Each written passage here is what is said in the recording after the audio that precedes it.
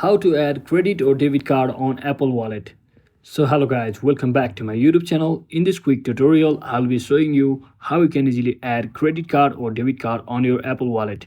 So first thing, simply head over to your Apple Wallet, just like me.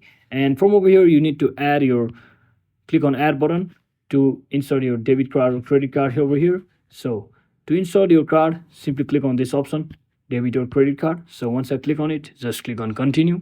And from over here, you just have to scan. It will ask you to scan your card.